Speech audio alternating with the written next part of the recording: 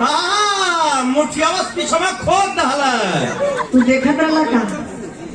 कि झूठ बोलने को मजा मिले हाँ ये अनुभव लगावत हो देवरवा का कइलस इंडिया में खोद दहला बैठवा से खोद दहलस वाह भौजैया जोर से चिहुक गई अरे हे देवर बबुआ हाँ कावे थोड़ा मोट लगावत हुआ हो तोहर आदत हमके अच्छी ना लगे हाँ बड़ी तुहरा अच्छा तो मने मन खिसियाए गेल देवरवा कहत बा का बाटे साहब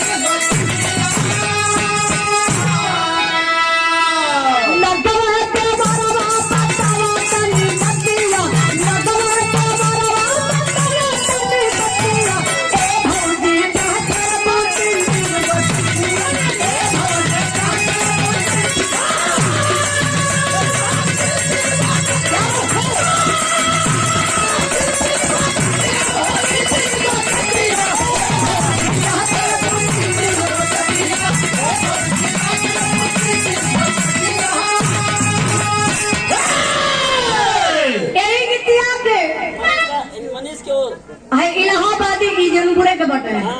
इलाहाबादी लैंग्वेज में हल्का से लोग चेंज करके गावेला कैसे बैठे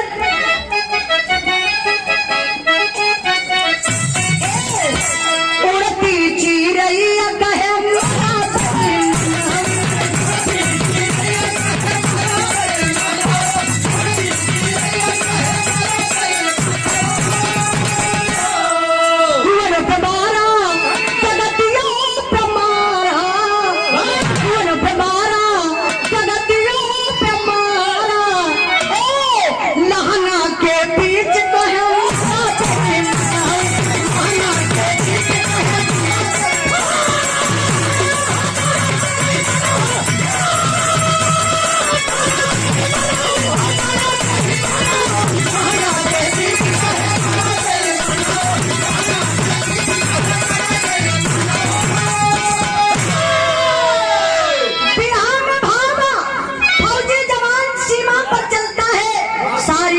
को दिल में छिपा लेता है बाबू कैसे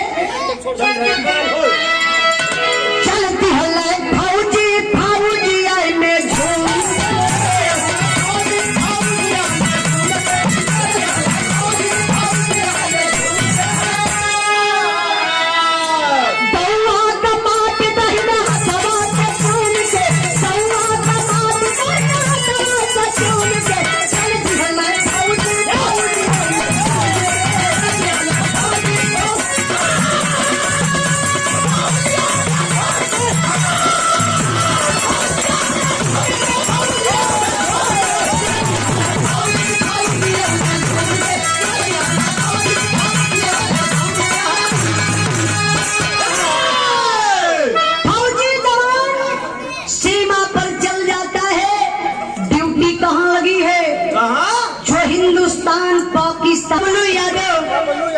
बबलू यादव बरगान के धरती से 1 रुपए का पुरस्कार बहुत बहुत प्राप्त है। अच्छा आज